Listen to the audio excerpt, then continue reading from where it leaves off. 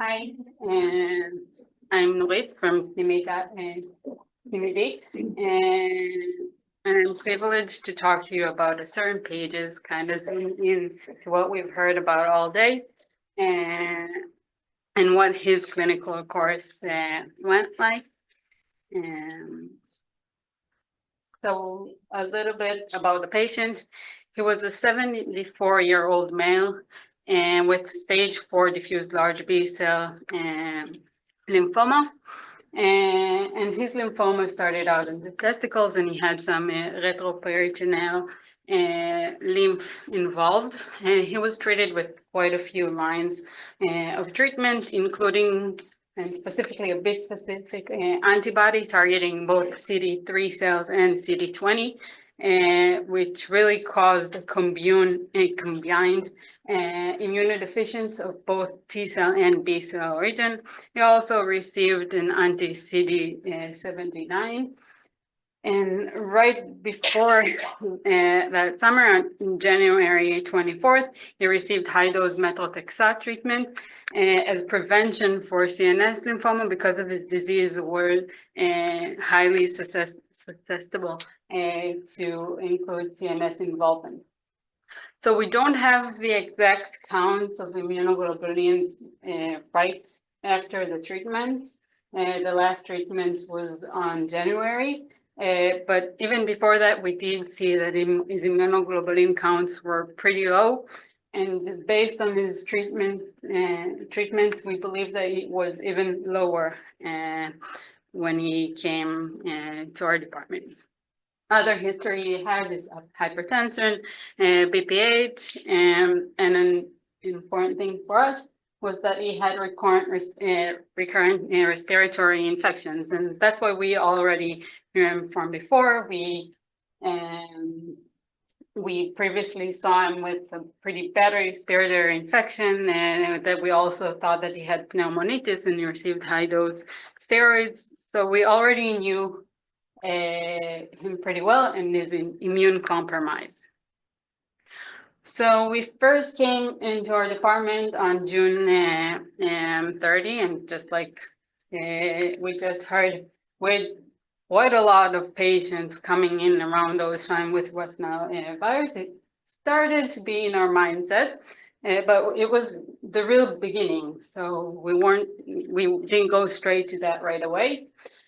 He came in with high fevers going up to 40 degrees Celsius and some non-straightforward complaints, a little bit of a urinary urgency, a bit of a headache. His neutrophil counts were pretty low when he came in. And so even though it wasn't officially a neutropenic fever, we treated him as such with Tazo and Eupogen, but we didn't see any improvement. It was interesting to see that the CRP levels were quite low. And later on in the disease, we'd spot those patients coming in with high fevers and low CRP, and straight away we'd think about West Nile. Day after he arrived, and with his fevers going up and his headache becoming worse, we performed an LP, and it came back pretty straightforward with a high cell count, mainly mononuclears, and the PCR in the serum had pretty low cycles, and it was very positive for IgM for West Nile in the CSF. So with that in mind, we were thinking, what should we treat him with? And there was no straightforward treatment for West Nile encephalopathy.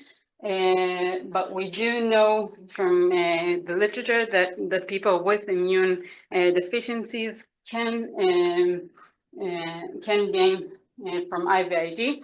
And we tried to receive the Israeli kind, thinking that it was more susceptible to the same kind of virus that we saw here. Unfortunately, we could not get that. And we received the Spain variety, which we later found out that did not have high titers of immunoglobulins targeting West Nile virus. Around at the same time, the trial that we've just heard about started, and so we was enrolled into the trial, but unfortunately he received placebo. And the interesting thing when he got those treatments is at the beginning it was more meningitis-like. He had pretty harsh headaches and a bit of neck rigidity. But after that treatment, he became more encephalitis. He narrow degenerated pretty badly right in front of her eyes. He barely talked. He was pretty fat and motorly impaired to the bed. And it started looking more like the other encephalitis patients we had at the ward at the same time. We just, at the same day, had to intubate a different patient. So we looked as though it was going the same in the same path for him as well. But after a few days, without any other treatments, he started recovering pretty amazingly. He went back almost to his straight self. Before that, he talked, he recognized his family and us as well. He did have some left hand weakness at this time, but other than that, he recovered full neurological function. He was released July 17th to rehab. And after that, we talked to his son, and he told us that he went back to the normal life afterwards. So we thought it was a happy ending, and that the West Nile, that he won the West Nile virus. But unfortunately, he was readmitted once again, first at September 1st, approximately 2 months after the first manifestation. But then it was just fever, and it came back full parainfluenza. We were pretty happy about that. But 2 weeks later, he came back, and he was a bit different. He had a more neurological involvement. He was slow. It was slower, talking slowly. He had some kind of motor disability. He started walking on a wider gait. And he was just not the patient that we knew beforehand. And at that time, he also had some low-key fevers, not quite reaching the 38 mark. And when he arrived to the ER, they performed the non-conscious CT, and it found no acute findings. And at that point, we couldn't do an LP because on his previous administration, he developed atrial fibrillation, so he was anticoagulated when he came to us. But something new that we could see in this presentation that we couldn't do in previous time is that we could check for West Nile virus PCR in his blood, and at that point it was positive. So we were quite puzzled. What is it this time? Is it once again a West Nile virus infection? Is it same infection that just persisted for a long time? Is it a reinfection? The entire district is being infected with West Nile. Maybe he went back home and got stung by a mosquito. Or is it a CNS lymphoma? Knowing his original disease, we knew it was quite likely for CNS involvement. Maybe another infection. Whenever he came to us, first he received the entire package, including acyclovir, until we ruled out those kind of infections. We just saw that it was infected with parainfluenza. And also we thought it might be drug related. He actually developed something similar to ICS on the bispecific antibodies, and something a lot similar to the neurological response to CAR T cells, and needed high dose steroids in order to overcome that. So it didn't quite fit in because of the timing, but we had quite a wide differential diagnosis. And when we looked at the PCR levels, we did see that the cycles were coming up, but the virus was definitely still there. So with that in mind, we went on and performed an MRI, and it came back with quite a clear mass. Yeah, thank you.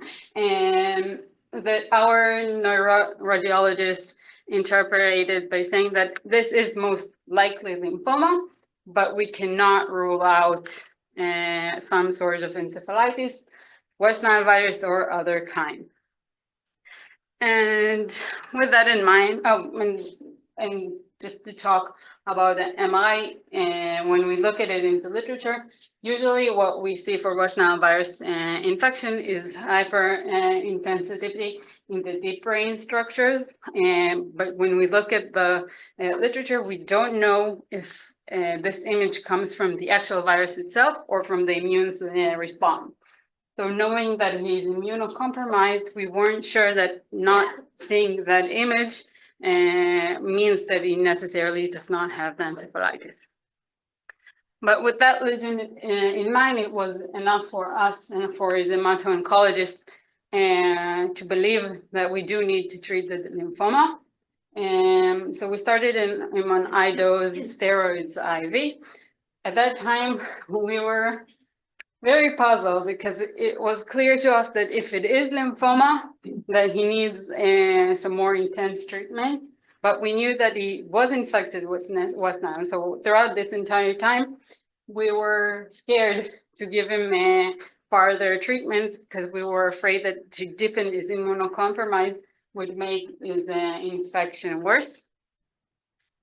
And unfortunately, after the steroid use, he did not improve at all. And his hemato-oncologist said that it's very not likely for it to be the lymphoma because they usually react different to this treatment. And at that point, knowing that we still have the infection, we thankfully received the plasma as compassionate therapy. So we know for sure that this time it was the real deal. And he actually received 2 doses of the plasma. And amazingly, after the second dose, we started to see some sort of improvement. His motor skills went up all the way back to normal. He started walking around the department. He still had some neurological deficit. It was like almost frontotemporal in his behavior, but we definitely saw some improvement. Throughout this time, we made quite a few LP studies that ruled out the other infections, but also saw in FACS and cytology polynuclear lymphocytes. So luckily enough, we had a lot of help and we had a lot of tests done for him throughout the time. What we see here is, so it's date and cycles going from low cycles down to non-detected. And the different colors show different places that we tested. And the vertical line, the first green dotted vertical line is his IVIG treatment, and the vertical dashed purple lines are the plasma. And it is really interesting to see that his CNS levels corresponded quite well to both his neurological deficits. We could see very well that around when he came back on 18th of September, he started worsening neurologically, and the same thing happened with the CNS cycles. And after he received the second plasma, just like he improved neurologically, the same thing went with the cycles in the CNS. The other sites of testing weren't clearly seen, but we do see that in the whole blood, we had a lot more tests because it's obviously more available. That even after the IVIG, like he at first did worse clinically, his cycles went down. And afterwards, when he improved neurologically, also his cycles went up. And when we talk about serology, what we see here is different titers for IgM and IgG immunoglobulins targeting West Nile virus, and the red part is plasma, and the purple is CNS. The darker shades would be IgM, and the lighter shades is IgG. And we could see right away that when he came in at first, he had very high levels of IgM in his CNS. We can't really explain how that happened, but the two interesting things we can see here is that even after the IgG, his IgG levels against West Nile in the serum did not go up practically at all, and the same with his CNS. And after the plasma, starting at the first administration, they went up quite well in both the CNS and in the serum. So with his clinical improvement, on one hand, and on the other hand, it wasn't quite right. We redid MRI to see what's going on with the lesion. And unfortunately, at that time, the lesion grew. And we also performed a PET CT to see if there are any other lesions that we can sample, but there were no other lesions except the hypermetabolic process in the brain. And with that, the neurosurgeon said that if needed, they could biopsy it. And we came back on one hand, clear cut is diffuse large B-cell lymphoma. But on the other hand, it came back with very high, very low cycles for West Nile virus in the specimen itself. And with that in mind, it was clear enough of a cut for him to go to the hematology unit where he received intratumoral chemotherapy. But unfortunately, even with that therapy, he declined very poorly. And unfortunately, on November 7th, he passed away. And so what did we learn from this patient that has become very dear to our hearts? We saw that his clinical course, lab results, and even his imaging studies were quite different from the other patients we saw. And we were wondering if it's because of his immunocompromised. We saw a very, very long course of disease, and we saw that he still had virus in him throughout the entire time.